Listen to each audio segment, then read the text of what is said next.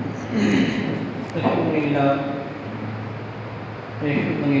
نحمده ونستعينه ونستغفره ونؤمن به ونتوكل عليه ونعوذ بالله من شرور أنفسنا ومن سيئات أعمالنا من يهده الله فلا مضل له ومن يضلل فلا هادي له وأشهد أن لا إله إلا الله وأشهد أن محمدا عبده ورسوله فإن خير الحديث كتاب الله وخير الهدي هدي محمد صلى الله عليه وسلم وشر الأمور محدثاتها وكل محدثة بدعة وكل بدعة ضلالة وكل ضلالة في النار. أعوذ بالله من الشيطان الرجيم. إن الله يأمركم أن تؤدوا الأمانات إلى أهلها وإذا حكمتم بين الناس أن تحكموا بالعدل إن الله نعم ما يعظكم به إن الله كان سميعا بصيرا. أما بعد رب اشرح لي صدري ويسر لي أمري واحلل عقدة من لساني يفقهوا قولي رب زدني علما اللهم رب زدنی علما آمین. تمام قسم کی تعریف وحدہ لا شریک خالق کائنات مالک ارض و سما کے لیے ہے، اور لاکھوں کروڑوں درود و سلام ہو سستی اقدس مقدس پر جن کا نام نامی اس میں گرامی محمد اکرم صلی اللہ علیہ وآلہ وصحبہ وبارک وسلم ہے.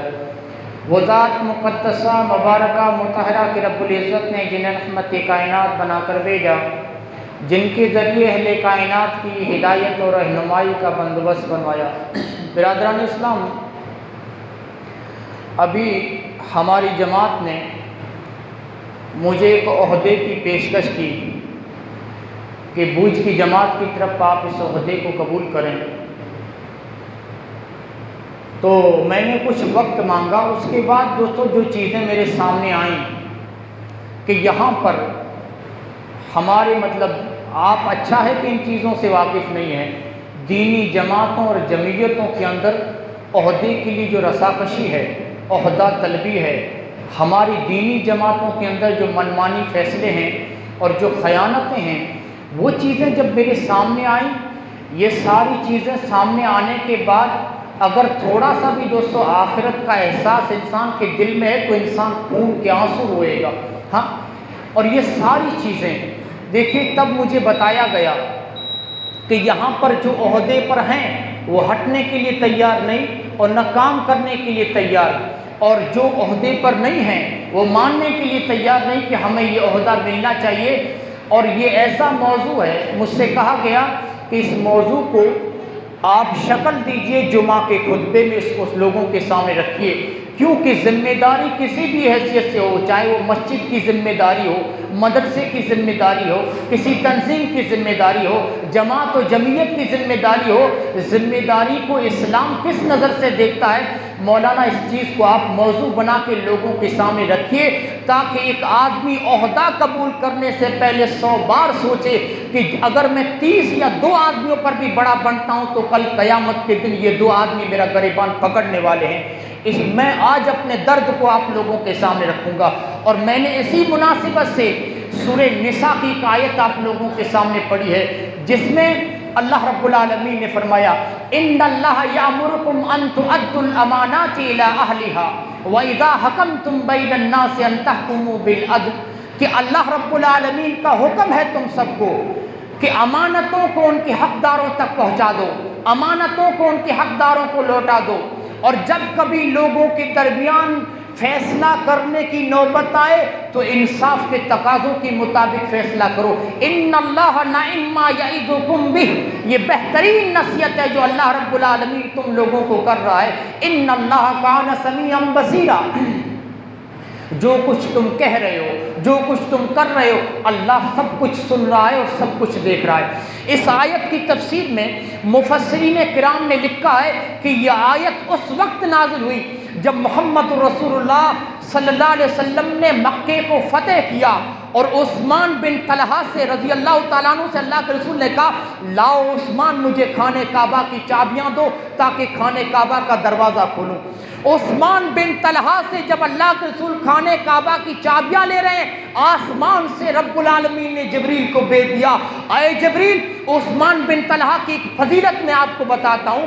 عثمان بن طلحہ رضی اللہ تعالیٰ عنہ کو یہ شرف حاصل تھا کہ زمانے جاہلیت سے خانہ کعبہ کی کنجیوں کی ذمہ داری، اس کی حفاظت اور رکھوالی انہی کا قبیلہ کیا کرتا تھا، انہی کا خاندان کیا کرتا تھا۔ جب اللہ کے رسول نے خانہ کعبہ کی کنجیاں لی، خانہ کعبہ کا دروازہ کھولنے کے لیے، اللہ نے ساتویں آسمان سے جبریل کو تابڑ توڑ بھیجا اور کہا ان اللہ یامرکم ان تؤدوا الامانات الی اہلھا۔ اے نبی، خانہ کعبہ میں جانے کے بعد، ان بتوں کو باہر پھینکنے کے بعد، آپ کی ضرورت پوری ہونے کے بعد، یہ چابیاں اسی شخص کو واپس کر دینا، یہ چابیاں اسی خاندان کو واپس کرنا، اسی قبیلے کو واپس لوٹا دینا۔ کتنی بڑی بات کہی رب العالمین نے یہاں، ان اللہ یامرکم ان تؤدوا الامانات الی اہلھا، کہ اللہ کا حکم ہے تم سب کو کہ امانتوں کو ان کے حقداروں کو لوٹا دو۔ یہاں پر قابل غور دوستو بات یہ ہے کہ خانہ کعبہ کی چابی کی حفاظت یہ ایک عہدہ ہے، یہ منصب ہے، اور بہت بڑا منصب ہے، بہت بڑی ذمہ داری ہے۔ قرآن کی اس آیت کو دیکھیے، ہمارے لیے اس میں سبق یہ ہے کہ اسلام عہدے کو کس نظر سے دیکھتا ہے، ہماری شریعت عہدے کو کس نظر سے دیکھتی ہے۔ اسلام کہتا ہے کوئی بھی عہدہ و منصب امانت ہے، یہ امانت داری سے قرآن نے عہدے کو تعبیر کیا کہ خانہ کعبہ کی کنجیاں یہ ایک منصب ہے، یہ عہدہ ہے، اور اس عہدے کو امانت داری کے ساتھ نبھاؤ، اور یہ عہدہ یہ منصب اسی شخص کو واپس لوٹا دینا۔ اچھا، قرآن نے امانت داری سے عہدے کو تعبیر کیا۔ اچھا، عہدے سے مراد کیا ہے؟ چاہے وہ حکومت کا عہدہ ہو، مسجد کا عہدہ ہو، مدرسے کا عہدہ ہو، جماعت و جمعیت کا عہدہ ہو، تنظیم کا عہدہ ہو، کوئی بھی عہدہ ہو، اسلام کی نظر میں عہدے کی بڑی اہمیت ہے۔ کوئی سیکریٹری بنتا ہے، کوئی صدر بنتا ہے، کوئی امیر بنتا ہے، کوئی خازن بنتا ہے، کسی کو کہیں پہ ممبرشپ مل جاتی ہے۔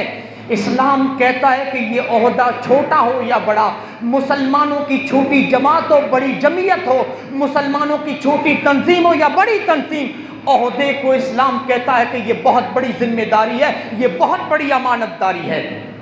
اسی لیے ہماری شریعت کہتی ہے کہ ہر کس و ناقص کو عہدہ مت دیا کرو، عہدہ دینے سے پہلے دیکھو کہ یہ عہدے کے لائق ہے کہ نہیں۔ ہر آدمی عہدے کے لائق نہیں ہوا کرتا، عہدہ اس کو دو جس کے اندر قابلیت ہو، جس کے اندر لیاقت ہو، جس کے اندر لیڈر کی صفات ہو، جس کے اندر قائدانہ صلاحیتیں ہو، اس کو عہدہ دو۔ اگر تم کسی کو مسجد کا صدر بنا رہے ہو تو دیکھو کہ مسجد چلانے کی قابلیت ہے یا نہیں اس کے پاس۔ اگر کسی کو تم مدرسے کا ذمہ دار بنا رہے ہو تو دیکھو کہ مدرسے کو چلانے کی استطاعت ہے یا نہیں اس کے پاس۔ اگر کسی کو تم جماعت و جمعیت کا عہدہ دے رہے ہو تو دیکھو کہ جماعت کو لے کر چل پائے گا کہ نہیں چل پائے گا۔ اگر تم کسی کو تنظیم کا عہدے دار بنا رہے ہو تو دیکھو کہ تنظیم کو وہ آگے چل کر آگے لے جائے گا کہ نہیں لے جائے گا۔ اس کے اندر صلاحیتیں دیکھو، صلاحیتیں دیکھنے کے بعد اس کو عہدہ دو۔ لوگوں، قوموں کی رہنمائی، قوموں کی رہبری، لیڈر بن کر، قائد بن کر ایک جماعت کو لے کر چلنا، ایک قوم کو لے کر چلنا، یہ کوئی آسان کام نہیں ہے، یہ دنیا کا مشکل سے مشکل ترین کام ہے۔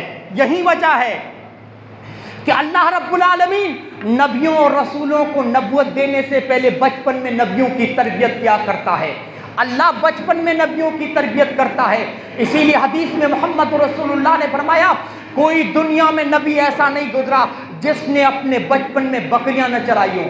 بکریاں کیوں چرائی نبی نے؟ اس لیے کہ بکریاں چرانے والا یہ نبی، یہ انسان آگے چل کر نبی بننے والا ہے۔ اسے نبیوں کی تو ذمہ داری ہوتی ہے کہ راست سے بھٹکے ہوئے لوگوں کو راستے پر لانا، ہدایت کے راستے پر لانا، ایک قوم کی قیادت کرتے ہوئے اور رہبری اور رہنمائی کرتے ہوئے قوم کو لے کر چلنا، یہ نبیوں کی ذمہ داری ہوتی ہے۔ اللہ کہتا ہے کہ اس انسان کو آگے چل کر نبی بننا ہے، اسی لیے میں اس کو بکریاں چرانے سے تربیت کرتا ہوں، بکریاں چرانے کی ذمہ داری دے کر۔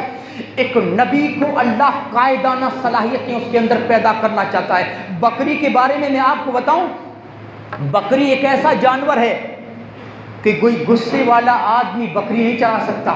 بکری ایسا جانور ہے کہ اس کو چرانے کے لیے بڑا صبر چاہیے، بڑا تحمل چاہیے، قوت برداشت چاہیے، نرم مزاجی چاہیے۔ کوئی غصے والا کبھی چروا بکریاں چرایا نہیں کرتا، تو نبی کو اللہ بکریاں چرانے کی ذمہ داری دے کر نبی کے اندر قائدانہ صلاحیتیں پیدا کرنا چاہتا ہے کہ اس انسان کو آگے چل کر لوگوں کی رہنمائی کرنی ہے۔ اسی لیے اللہ نے بچپن میں نبیوں کی تربیت کی ہے، لوگوں کی رہنمائی، قائد بن کر، لیڈرشپ کر کے، اور ایک لیڈر بن کر لوگوں کی رہنمائی کرنا، چاہے وہ مسجد کی ذمہ دار کی حیثیت سے ہو، جماعت و جمعیت کی ذمہ دار کی حیثیت سے ہو، مدرسے کی ذمہ دار کی حیثیت سے ہو، کسی تنظیم کی ذمہ دار کی حیثیت سے ہو۔ جماعت کو لے کر چلنا یہ دنیا کا مشکل ترین کام ہے، یہ کوئی آسان کام نہیں ہے، بڑی صفات درکار ہیں۔ اس کے لیے صبر چاہیے، لیڈر بننے کے لیے، قائد بننے کے لیے، ذمہ داری کو سنبھالنے کے لیے، عہدے پر آنے کے لیے سب سے پہلے صبر چاہیے، تحمل چاہیے، قوت برداشت چاہیے، ہمت چاہیے، حوصلہ چاہیے، دراندیشی چاہیے، فراست چاہیے، نرم مزاجی چاہیے، بڑے صفات درکار ہیں۔ اسی لیے ہماری شریعت کہتی ہے کہ جب کوئی عہدہ تمہارے پاس چل کے آتا ہے تو دیکھو کہ میں اس عہدے کے لائق ہوں یا نہیں، دیکھ لو کہ میں اس عہدے کے تقاضوں پہ پورا اترتا ہوں کہ نہیں، میں اس کو امانت کی حیثیت سے نبھا پاؤں گا کہ نہیں نبھا پاؤں گا، دیکھ لو۔ عہدے کو اعزاز سمجھ کے قبول مت کرو کہ چلو عہدہ آیا ہے، نبھا پاؤں گا کہ نہیں نبھا پاؤں گا وہ آگے کی بات ہے، لیکن نام تو روشن ہو جائے گا میرا، ہاں میرے نام کے آگے صدر کا لقب لگے گا، میرے نام کے آگے امیر کا لقب لگے گا، میرے نام کے آگے سیکرٹری اور خازن کا لقب لگے گا، دنیا مجھے عزت کی نظروں سے دیکھا کرے گی، میرا نام روشن ہو جائے گا۔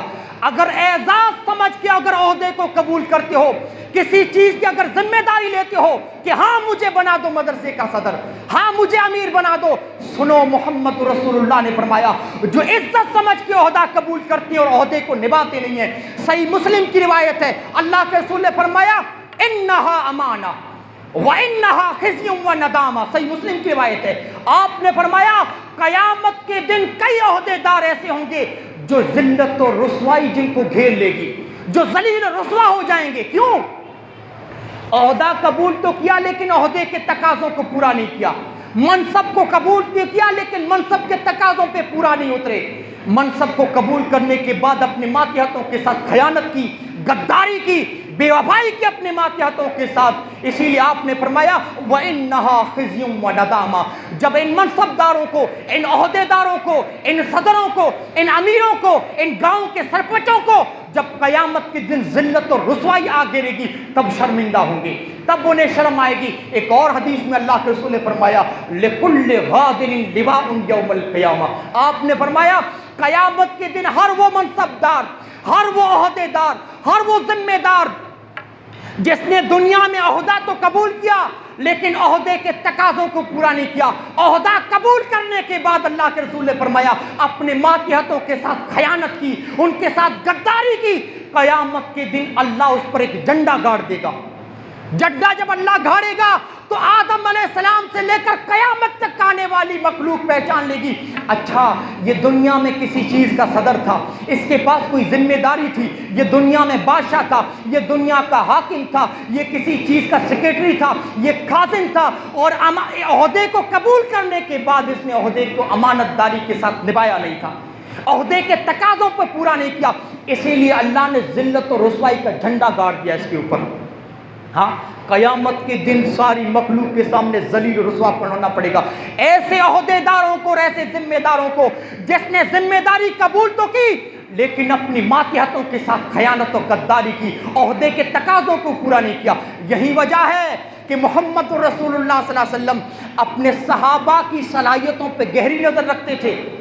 اللہ کے رسول کو اگر کسی کے اندر قائدانہ صلاحیت نظر آتی تو اللہ کے رسول آگے بڑھاتے تھے کہ تم اس عہدے کو قبول کرو، نکل جاؤ اس عہدے پر، لیکن اگر کسی کے اندر صلاحیت نظر نہ آتی تو محمد رسول اللہ منع کرتے کہ خبردار میرے ساتھی، ہوشیار ہوشیار، تم اس عہدے کو قبول نہ کرنا، تم اس عہدے کے لائق نہیں ہو۔ حضرت ابو ذر غفاری کو دیکھیے، محمد رسول اللہ نے ابو ذر غفاری سے کہا تھا یا ابا ذر انی اراک ضعیفا فلا تتولی الاثنین، اے ابو ذر تم ایک کمزور آدمی ہو، کمزور جسمانی طاقت کے اعتبار سے نہیں، تم مزاج کے اعتبار سے کمزور، بڑے غصے والے آدمی تھے۔ اے ابو ذر فلا تتولا الاثنین، اگر تمہیں دو آدمیوں پر بھی بڑا بنایا جائے نا تو کبھی عہدے کو قبول مت کرنا۔ اللہ اکبر، دو آدمیوں کی بھی ذمہ داری تم کو دی جائے، کبھی عہدے کو قبول مت کرنا۔ اور اگر اللہ کے رسول کو کسی کے اندر صلاحیت نظر آتی کہ ہاں یہ قوم کی رہنمائی کر سکتا ہے، یہ قوم کے قائد ہونے کی صلاحیت اس کے پاس ہے، قدم قدم پر محمد رسول اللہ اس کی حوصلہ دیتے تھے، قدم قدم پر آپ اس کو بڑھاتے تھے۔ ابو بکر کی صلاحیتوں سے محمد رسول اللہ واقف تھے اور جانتے تھے ابو بکر میری قوم کی رہنمائی کر سکتا ہے، ابو بکر کے اندر لیڈر بن کر قوم کی رہنمائی کی صلاحیتیں موجود ہیں۔ آپ نے ابو بکر کو حوصلہ دیا، آپ نے ابو بکر کو آگے بڑھایا، اور جب آپ بیمار ہوئے تو آپ نے کہا تھا مرو ابا بکر فلیصلی بالناس، اے لوگوں میں دنیا سے جا رہا ہوں، میرے مصلی پہ اگر کوئی کھڑا ہوگا تو ابو بکر کھڑا ہوگا۔ ابو بکر کو مصلی پہ کھڑے ہو کے امام کائنات نے یہ ثابت کیا کہ میرے بعد اگر کوئی خلیفہ ہوگا تو ابو بکر ہوں گے، میرے بعد اگر زمام اقتدار کو کوئی سنبھالے گا تو ابو بکر سنبھالے گا، میرے پاس مسلمانوں کے میرے بعد اگر مسلمانوں کی باغ ڈور میں کسی کے حوالے کر کے جا رہا ہوں تو صدیق کے حوالے کر کے جا رہا ہوں۔ محمد رسول اللہ ان کی صلاحیتوں سے واقف تھے، اس لیے آپ نے مصلی پہ کھڑا کر کے کہا کہ لوگوں اب تمہارا بادشاہ ابو بکر ہے، اب تمہارا خلیفہ ابو بکر ہے۔ اور ابو بکر نے ثابت کر کے دکھایا کہ محمد رسول اللہ کا انتخاب کتنا اعلیٰ اور مسلمانوں کا انتخاب کتنا عمدہ تھا۔ تاریخ نے گردش لیل و نہار نے ثابت کیا کہ ابو بکر کے اندر قائدانہ صلاحیتیں تھیں۔ ابو بکر نے جب زمام اقتدار کو سنبھالا فتنوں نے سر اٹھایا، کوہستان کے قبائل مرتد ہو گئے، مدعیان نبوت کچھ لوگوں نے نبوت کا دعوت کیا، اسود عنسی ہیں، مسیلمہ کذاب ہے، انہوں نے نبوت کا دعویٰ کیا، اور کچھ لوگوں نے زکوٰۃ کا انکار کر دیا۔ ابو بکر نے تاریخ مورخین نے لکھا ہے کہ جب یہ فتنے سر اٹھا رہے تھے ابو بکر نے ایک آنکھ اٹھائی، سارے فتنے دب گئے اور ہر طرف امن و امان قائم ہو چکا تھا۔ اور لکھنے والوں نے یہاں تک لکھا ہے کہ جس طرح فتنوں کی سر کو بھی اس بڑے ابو بکر نے کی، دنیا کے کسی شخص سے نہ ہو سکی۔ اور یہی وجہ ہے کہ حضرت عمر جیسا جری انسان، حضرت ابو بکر کی لاش جب کفن سے لپٹی پڑی تھی، چہرے مبارک سے کپڑے کا کفن کا کپڑا ہٹایا اور کہا کہ واہ کیا خلافت کی ہے تو نے، اور کیا عدل کیا ہے، اور کیا قائدانہ صلاحیتیں تھی تیرے پاس۔ ابو بکر کی لاش سے مخاطب ہو کے عمر کہہ رہے ہیں، عمر جیسا جری انسان ابو بکر سے کہتا ہے جس طرح فتنوں کی سر کو بھی ابو بکر تو نے کی، میرے اندر تو طاقت نہیں کی اس طرح میں فتنوں کی سر کو بھی کر سکوں۔ اور کیوں نہ کرتا، تو نے کس کی صحبت پائی، تو نے کس کی سنگت پائی؟ اس آدمی کی سنگت کہ جس جیسا قائد اور جس جیسا بہادر اس چشم فلک نے کبھی نہ دیکھا۔ تو محمد رسول اللہ کا ساتھی ہے، تو محمد رسول اللہ کا دوست ہے، تیرے اندر قائدانہ صلاحیتیں کیوں نہ ہوں، اور تو لائق ہے کہ قائدانہ صلاحیتیں کوٹ کوٹ کے رب العالمین نے تیرے اندر بھر دی تھی۔ ابو بکر نے ثابت کر دکھایا کہ میرے اندر اگر محمد رسول اللہ نے صلاحیتیں دیکھی ہیں تو ہیں میرے اندر وہ صلاحیتیں۔ لوگوں اگر محمد رسول اللہ کو کسی کے اندر قائدانہ صلاحیتیں نظر نہ آتی آپ روکتے، اگر نظر آتی تو اللہ کے رسول حوصلہ دے کے اس کو آگے بڑھاتے تھے۔ ہماری شریعت کی دوستو یہ بھی تعلیم ہے کہ جو عہدہ مانگ کے لیتا ہے نا کہ مجھے صدر بناؤ، مجھے سیکریٹری بناؤ، مجھے خازن بناؤ، یہ ممبرشپ مجھے دے دو، اسلام کہتا ہے کہ خبردار ایسے سب کو کبھی عہدہ مت دو۔ کیوں؟ ایسا آدمی کبھی عہدے کو نبھا نہیں سکتا، کبھی اس کے تقاضوں کو پورا نہیں کر سکتا، امانت داری کے ساتھ کبھی اپنی ذمہ داری کو نبھا نہیں سکتا، وہ کبھی اپنی ماتحتوں کے ساتھ وفا کر نہیں سکتا۔ جو آدمی مانگ کے عہدہ لیتا ہے، حضرت عبد الرحمن بن سمرہ سے اللہ کے رسول نے کہا تھا یا عبد الرحمن لا تسأل الامارہ، اے عبد الرحمن زندگی میں کبھی کوئی عہدہ مت پوچھنا، زندگی میں کبھی کوئی عہدہ مانگ کے مت لینا۔ کیوں؟ اللہ کے رسول نے فرمایا فَإِنَّكَ إِن تُؤْتِيهَا، اللہ کے رسول صلی اللہ علیہ وسلم نے فرمایا ان مسئلۃ انت علیہا، اگر تم عہدہ مانگ کے لوگے نا، بغیر مانگے اگر عہدہ تمہارے پاس آتا ہے تو اللہ کے رسول نے فرمایا اللہ بھی اس عہدے میں تمہاری مدد کرے گا۔ اگر لوگ چل کے تمہارے پاس آتے ہیں اور لوگ تم کو عہدے دار بناتے ہیں، لوگ چل کے تم کو کوئی عہدہ دیتے ہیں تو اللہ بھی تمہاری مدد کرے گا اور لوگ بھی تمہارا ساتھ دیں گے۔ وَإِنْ أُوتِيتَهَا عَنْ مَسْأَلَةٍ وُكِلْتَ إِلَيْهَا، اور اگر تم عہدہ مانگ کے لوگے نا تو اللہ تم سے ہاتھ اٹھا لے گا، اللہ اس عہدے میں تمہاری مدد نہیں کرے گا اور لوگ بھی تمہارا ساتھ نہیں دیں گے۔ اس لیے خبردار عبد الرحمن، زندگی میں کبھی عہدہ مانگ کے مت لینا۔ اگر لوگ آگے بڑھ کے تم کو عہدہ دیتے ہیں تو الحمدللہ قبول کرو، پھر اللہ بھی تمہاری مدد کرے گا، لوگ بھی تمہاری مدد کریں گے۔ لیکن اگر مانگ کے لوگے نا تو اللہ بھی تمہاری مدد نہیں کرے گا، تم سے بری ہو جائے گا اور لوگ بھی تمہارا ساتھ نہیں دیں گے۔ عہدہ جو مانگتا ہے، اللہ کے رسول نے فرمایا کبھی اس کو عہدہ مت دو۔ کیوں؟ وہ عہدے کے تقاضوں پہ پورا نہیں اترے گا کبھی۔ اور یاد رکھیے، جو عہدے کو مانگتا ہے نا وہ عہدے کو اعزاز سمجھتا ہے کہ میری عزت ہوگی، عہدے پہ رہوں گا، کبھی ذمہ داری نہیں سمجھتا۔ اور جو عہدہ جس کو چل کے ملتا ہے نا وہ عہدے کو اعزاز نہیں ذمہ داری سمجھتا ہے، اور عہدے کے تقاضوں کو وہی آدمی پورا کر سکتا ہے جو عہدے کو اعزاز سے بڑھ کر ذمہ داری سمجھتا ہے۔ ابو موسیٰ اشعری رضی اللہ تعالیٰ عنہ کے ساتھ دو آدمی تھے، اللہ کے رسول صلی اللہ علیہ وسلم کے پاس آئے اور اللہ کے رسول صلی اللہ علیہ وسلم سے وہ ایک آدمی کیا کہتا ہے، اے اللہ کے رسول، آپ کے پاس بہت ساری سیٹیں خالی ہیں، بہت سارے عہدے ہیں آپ کے پاس، بہت سارے کام ہیں، مجھے بھی کوئی عہدہ دے دیجئے۔ ابو موسیٰ اشعری کے ساتھ دو آدمی آئے تھے، مجھے بھی کوئی عہدہ دے دیجئے، آپ عامل صدقہ بنا کے لوگوں کو بیچتے رہتے ہیں، مجھے بھی کوئی عہدہ دیجئے۔ دیکھیے اللہ کے رسول نے فرمایا میری عادت ہے، میرا یہ معمول ہے کہ جو مجھ سے عہدہ مانگتا ہے نا، اللہ کے رسول نے فرمایا میں اس کو کبھی اس کو عہدہ نہیں دیتا۔ جو مجھ سے مانگ کے لیتا ہے میں کبھی اس کو عہدہ نہیں دیتا۔ جو مانگ کے عہدہ لے کبھی اس کو عہدہ مت دو۔ ہاں اگر تم کو کسی کے اندر صلاحیتیں نظر آتی ہیں تو آگے بڑھ کے اس کو عہدہ دو، اور تب اللہ رب العالمین بھی اس کی مدد کرتا ہے۔ اور کبھی کبھار ہماری شریعت یہ کہتی ہے، قرآن کریم آپ پڑھیے، یوسف علیہ السلام کے واقعے میں ہمارے یہ بڑے اسباق ہیں۔ کبھی کبھار قرآن یہ کہتا ہے کہ آگے بڑھ کے مانگ بھی لینا چاہیے عہدہ۔ کیوں؟ کب مانگنا چاہیے؟ جب ہمیں لگے کہ عہدے پر نالائق لوگ ہیں، جب ہمیں یہ لگے کہ عہدے پر نالائق لوگ فائز ہیں، عہدے پر وہ لوگ فائز ہیں جس سے عوام کا نقصان ہو رہا ہے، ہاں جو عوام کے لیے خطرہ ہیں، جس سے قوم کبھی ترقی نہیں کر سکتی، جو خائن و غدار لوگ عہدے پر ہیں، تو تم آگے بڑھ کے عہدے کو قبول کرو، خدمت کے جذبے کے ساتھ آگے بڑھ کے، اخلاص کے ساتھ آگے بڑھ کے قبول کرو۔ یوسف علیہ السلام کے بارے میں دیکھیے، یوسف علیہ السلام کو جب بادشاہ نے قریب کیا تو یوسف علیہ السلام نے بادشاہ سے کیا کہا، اجعلنی علی خزائن الارض، بادشاہ سلامت مجھے فائنانس منسٹر بنا دیجئے، مجھے وزیر خزانہ بنا دیجئے، وزیر مالیات مجھے بنا دیجئے۔ کیوں کہا؟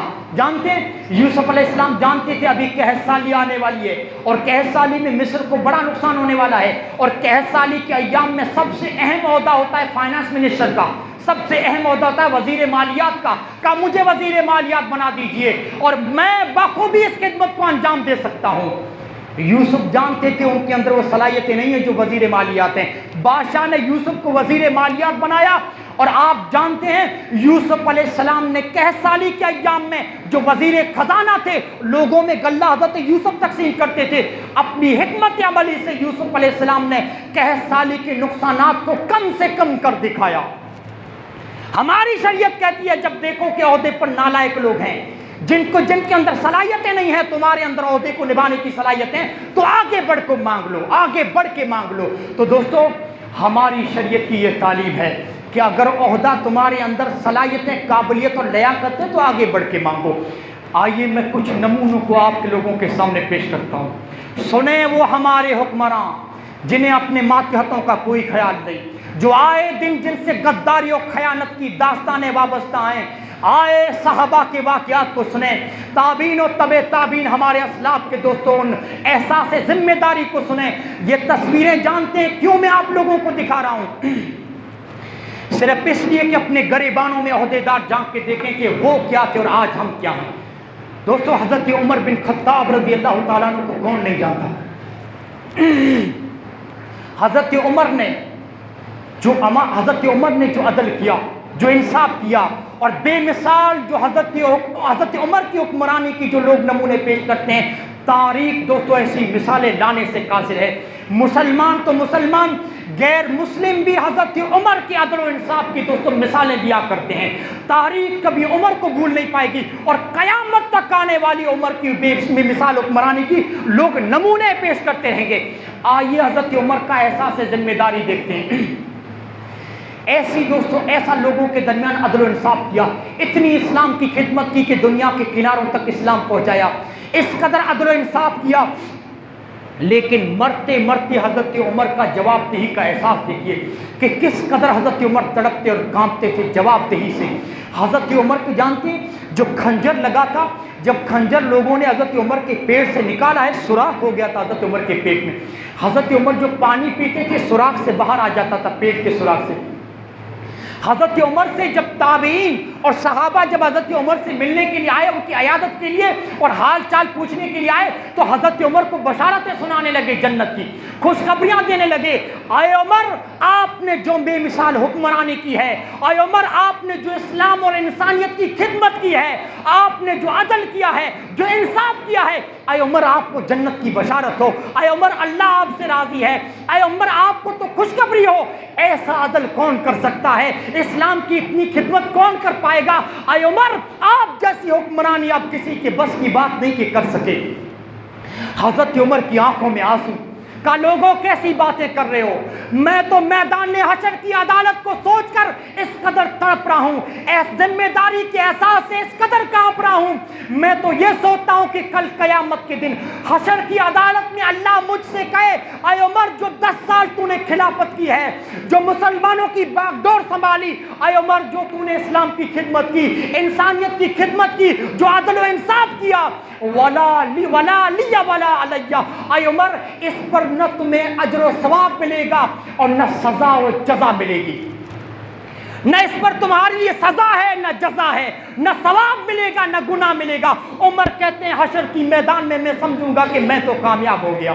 ہاں کیسا حکمراں تھا، ہاں کیا تقویٰ تھا ان کا، کیسی حکمرانی تھی کہ حشر کی عدالت میں اللہ کہہ دے اے عمر اسلام کے جو تو نے دنیا کے کناروں تک پہنچایا، جو عدل تو نے کیا ہے، نہ تمہارے لیے میرے پاس جزا ہے نہ سزا ہے۔ عمر کہتا میں سمجھوں گا کامیاب ہوں۔ ہاں دیکھیے اس لیے حدیث میں کہا گیا نعمت المرضیۃ و بیست الفاطمہ، کہ انسان جب عہدہ قبول کرتا ہے تو انسان کو خوشی ہوتی ہے کہ مجھے عزت مل گئی، عہدہ مل گیا، میرا نام روشن ہو جائے گا، لیکن محمد رسول اللہ صلی اللہ علیہ وسلم نے فرمایا وَبِئْسَتِ الْفَاطِمَةِ، اس عہدے کا خاتمہ جانتے ہیں کس چیز سے؟ کل قیامت کے دن حشر کی عدالت میں اللہ جب گریبان پکڑ کے کہے گا نا تجھے 30 آدمیوں کی ذمہ داری ملی تھی، اگر ان 30 آدمیوں میں کوئی بھی ہم سے ناراض ہے کل قیامت کے دن ہماری گریبان پکڑے گا، اس وقت کی جو جواب دہی ہے میدان حشر میں اس 30 ہم نے 5 سال عہدہ چلایا ہو، 10 سال میں نے کوئی ذمہ داری اٹھائی ہو، ان 10 سال کے ایک ایک دن کا جب اللہ مجھ سے پوچھ گچھ کرے گا نا، محمد رسول اللہ نے فرمایا واللہ المستعان، اس گھڑی سے زیادہ کٹھن گھڑی، اس گھڑی سے زیادہ سخت گھڑی اور اس سے زیادہ ندامت و حسرت والی گھڑی محمد رسول اللہ نے فرمایا اور گھڑی نہیں ہو سکتی۔ حضرت عمر اپنے بارے میں یہ فکر، لیکن اولاد کے سلسلے میں دیکھیے حضرت عمر کی فکر کیا ہے، فکر آخرت اپنے اولاد کے سلسلے میں انہیں کیسے دامن گیرے۔ حضرت عمر زخمی حالت میں پڑے ہیں، لوگ صحابہ کہہ رہے ہیں کہ عمر تو دنیا سے جا رہے ہیں، عمر کے بعد اب عہدہ کون سنبھالے گا، عمر کی کرسی کو کون سنبھالے گا؟ بعض صحابہ نے کہا کیوں نہیں، عبداللہ ان کے بیٹے زندہ ہیں، ہاں عبداللہ ان کی کرسی کو سنبھالیں گے۔ صحابہ جانتے ہیں کہ عبداللہ، حضرت عبداللہ رضی اللہ تعالیٰ عنہ جو حضرت عمر کے بیٹے ہیں وہ لائق ہیں اس عہدے کے، کہ وہی سنبھالیں گے۔ حضرت عمر تک یہ بات پہنچی کہ لوگ میرے بیٹے کا نام لے رہے حکمرانی کے لیے، کانپ اٹھے، تڑپ اٹھے حضرت عمر۔ حضرت عمر خود جانتے تھے کہ میرا بیٹا عہدے کے لائق ہے، اس کے اندر قائدانہ صلاحیتیں حضرت عمر جانتے تھے، لیکن حضرت عمر یہ نہیں چاہتے تھے کہ جس طرح ذمہ داری کا بوجھ میرے کندھوں پہ آیا، جس طرح کل قیامت کے دن اس ذمہ داری کا مجھے حساب دینا پڑے گا، حضرت عمر کہتے ہیں کہ میں نہیں چاہتا کہ میرا بیٹا عبداللہ کل قیامت کے دن یہ ذمہ داری اٹھا کے اللہ کو حساب دے، میں نہیں چاہتا کہ یہ مسلمانوں کی ذمہ داری کا بوجھ میرے بیٹے عبداللہ کے ناتواں کندھوں پر آئے، نہیں چاہتے تھے حضرت عمر۔ اس لیے صحابہ کی نظروں میں عبداللہ بن عمر، حضرت عمر اپنے بیٹے عبداللہ کی اہمیت کو گھٹانا چاہ، صحابہ سے کہا کہ کس عبداللہ کا تم نام لیتے ہو؟ ہاں کس عبداللہ کا؟ ارے اس کو تو اپنی بیوی کو طلاق دینے کا طریقہ نہیں آتا، وہ مسلمانوں کی مملکت کو کیا سنبھالے گا، وہ مسلمانوں کا عہدہ کیا سنبھالے گا، چھوڑو عبداللہ کو۔ ہاں حضرت عمر جانتے تھے کہ میرا بیٹا عہدے کے لائق ہے۔ آپ جانتے ہیں حضرت عبداللہ نے محمد رسول اللہ صلی اللہ علیہ وسلم کے زمانے میں اپنی بیوی کو حالت حیض میں طلاق دے دی تھی. اللہ کے رسول نے فرمایا عبداللہ رجوع کرو اور حالت طہر میں پاکی کی حالت میں اپنی بیوی کو طلاق دو. اللہ حضرت عمر نے اسی کی طرف اشارہ کیا کہ جن کو اپنی بیوی کو طلاق دینے کا طریقہ نہیں آتا تم کہتے ہو کہ ہم اس کو ایک خلیفہ بنا رہے ہیں, چھوڑو میرے بیٹے کو. اللہ اکبر. ہاں آپ جانتے ہیں اس تقوی کا کیا کہنا, ہاں اس احساس ذمہ داری کا کیا کہنا. کاش کوئی دوستو عدل و انصاف کی اس مثال کو قائم کرنے والا ہو جس عدل و انصاف کی مثال کو حضرت عمر نے دنیا سے قائم کر کے چلے گئے. دوستو آپ مسلمانوں یاد رکھو, ایسا احساس ذمہ داری اسی انسان کے دل میں آ سکتا ہے, ایسا تقوی اس انسان کے دل میں آ سکتا ہے جسے مرنے کے بعد دوبارہ جی اٹھنے پر کامل یقین ہو. عمر بن عبدالعزیز رحمت اللہ علیہ کو کون نہیں جانتا. آپ جانتے سلیمان بن عبد الملک عہد اموی میں بہت بڑا نیک بادشاہ تھا, اور سلیمان بن عبد الملک کے بارے میں کہا جاتا ہے مفتاح الخیر, خیر کی کنجی, خیر کی چابی ہیں سلیمان بن عبد الملک. سلیمان بن عبد الملک کے زمانے میں اموی بادشاہ میں ایک دستور تھا, ایک روایت تھی کہ باپ کے بعد بیٹا بادشاہ بنتا تھا, بھائی کے بعد بھائی بادشاہ بنتا تھا. تو سلیمان بن عبد الملک جب بادشاہ تھے, عمر بن عبدالعزیز انہی کے زمانے میں تھے, تو سلیمان بن عبد الملک کی بادشاہت کے بعد ان کا ایک بھائی تھا ہشام بن عبد الملک. وہ سمجھتا تھا کہ میرے بھائی سلیمان کے بعد بادشاہ میں بننے والا ہوں, وہ بادشاہت کا امیدوار تھا کہ یہ کرسی مجھے ملے گی میرے بھائی کے بعد. لیکن رجا بن حیوہ سلیمان بن عبد الملک کی دربار میں ان کی دربار میں ایک بیٹا کرتا تھا, بہت بڑا عالم, بہت بڑا بزرگ تھا. تو رجا بن حیوہ انسانیت کی خیر خواہی کو مد نظر رکھتے ہوئے سلیمان بن عبد الملک سے کہا کہ سلیمان امت مسلمہ پر ایک احسان کر کے جائیے, ہاں اللہ کے پاس آپ بہت زیادہ اجر و ثواب پا کے اللہ کے پاس بہت زیادہ اجر و ثواب پائیں گے, ایک فیصلہ کر کے جائیے, اس میں امت کی بہت خیر اور بھلائیاں امت کو حاصل ہوں گی. سلیمان بن عبد الملک نے کہا کون سا فیصلہ, آپ نے مجھے ہمیشہ اچھا مشورہ دیا ہے, کون سا فیصلہ کر کے جاؤں. رجا بن حیوہ نے کہا کہ آپ اپنے مرنے کے بعد اپنے بھائی ہشام بن عبد الملک کو بادشاہ مت بنائیے, عمر بن عبدالعزیز کو بادشاہ بنا کے جائیے, امت کو بہت خیر و بھلائیاں حاصل ہوں گی. یہ انصاف کر کے جائیے, یہ فیصلہ کر کے جائیے, اللہ آپ کو بہت زیادہ اجر و ثواب دے گا. اور عمر بن عبدالعزیز کے تقوی سے حضرت رجا بن حیوہ واقف تھے. سلیمان بن عبد الملک نے اپنے مرنے سے پہلے ایک کاغذ پہ تحریر لکھی کہ میں اپنے مرنے کے بعد عمر بن عبدالعزیز کو اپنی کرسی دے کے جا رہا ہوں. اس کاغذ کو بند کر کے ایک لفافے میں ڈال دیا, اپنے پورے خاندان کو مسجد میں بلایا. مسجد میں بلانے کے بعد حضرت سلیمان بن عبد الملک کھڑے ہوئے اور اپنے خاندان والوں سے کہا کہ مجھ سے وعدہ کرو, اس بند لفافے میں نے جس آدمی کا نام لکھا ہے میرے مرنے کے بعد تم اس کو خلیفہ اور بادشاہ مان لو گے, مجھ سے وعدہ کرو. تمام خاندان والوں نے یک زبان ہو کے وعدہ کیا کہ ہاں بادشاہ سلامت, اس بند لفافے میں آپ نے جس آدمی کا نام لکھا ہے ہم اس کو بادشاہ تسلیم کریں گے.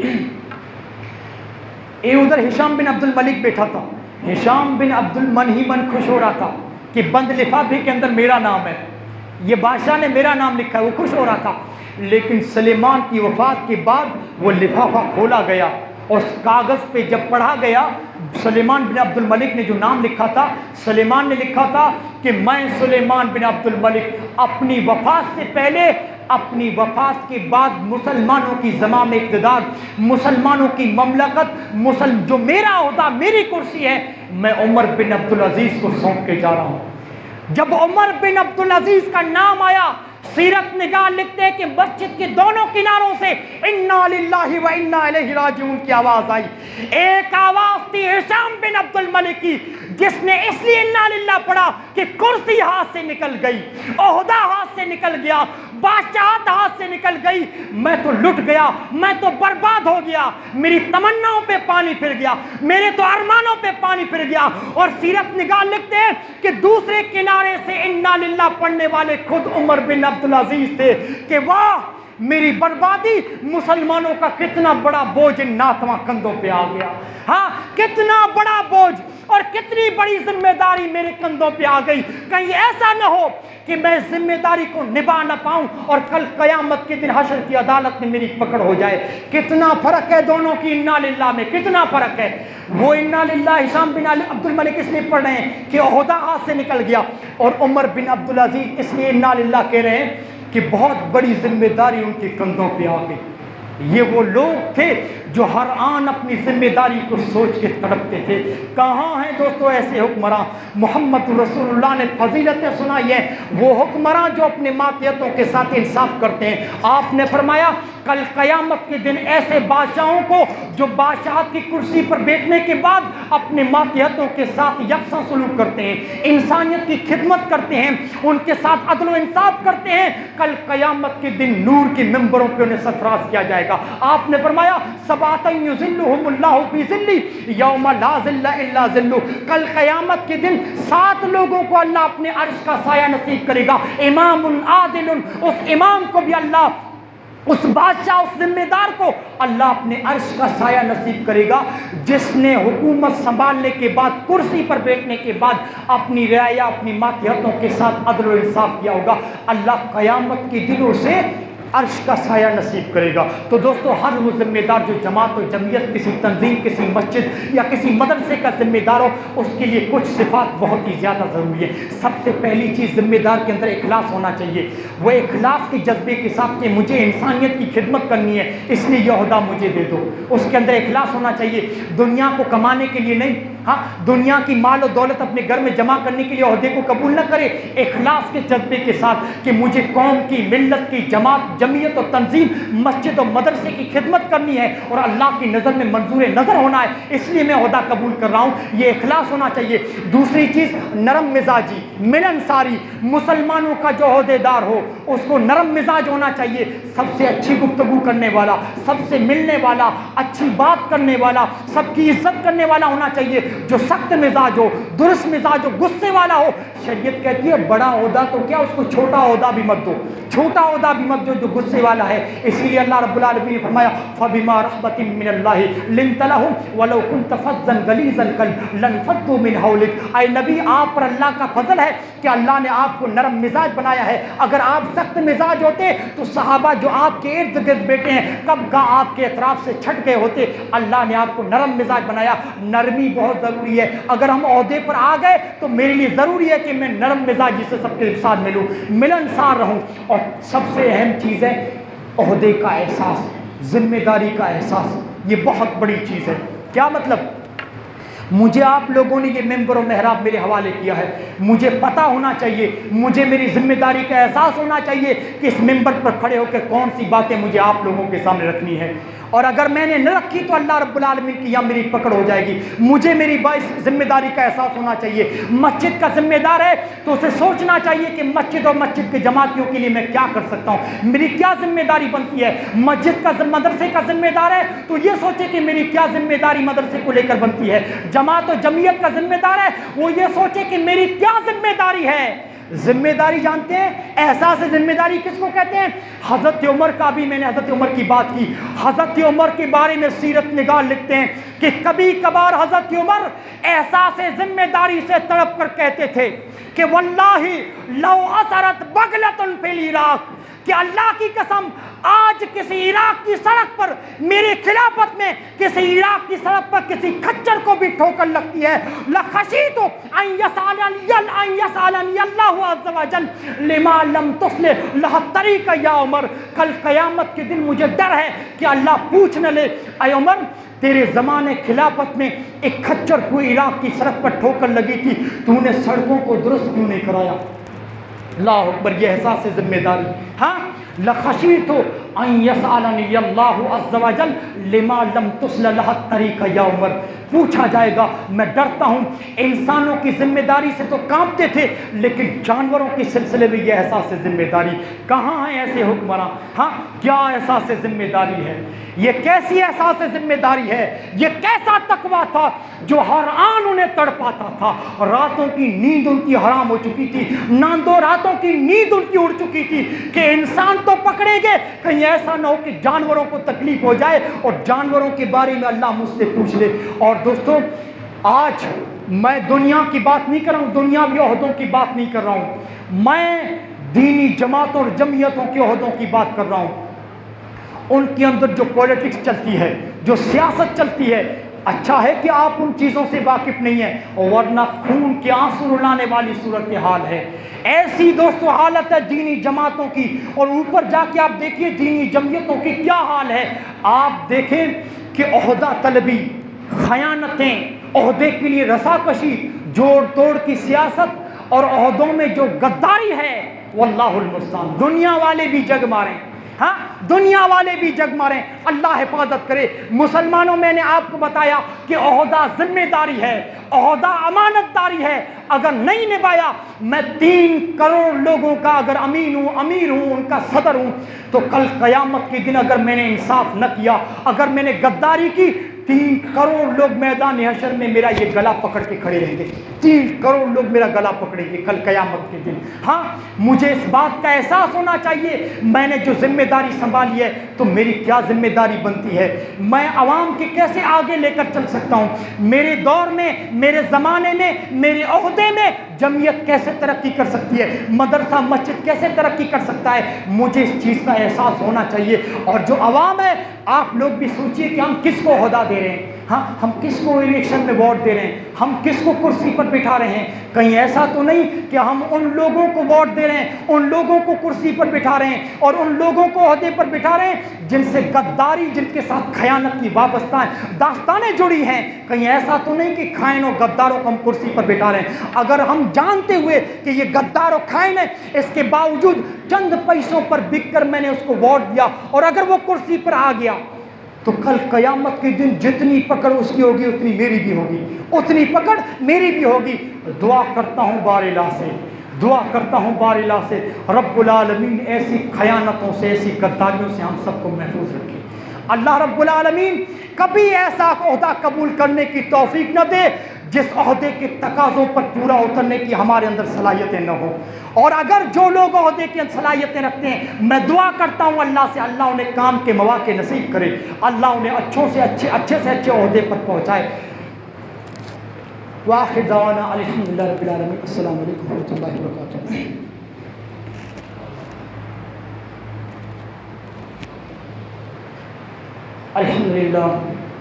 الحمد لله نحمده ونستعينه ونستغفره ونؤمن به ونتوكل عليه ونعوذ بالله من شرور انفسنا ومن سيئات اعمالنا، من يهده الله فلا مضل له ومن يضلل فلا هادي له، واشهد ان لا اله الا الله واشهد ان محمدا عبده ورسوله، فان خير الحديث كتاب الله وخير الهدي هدي محمد صلى الله عليه وسلم، وشر الامور محدثاتها وكل محدثة بدعة وكل بدعة ضلالة وكل ضلالة في النار۔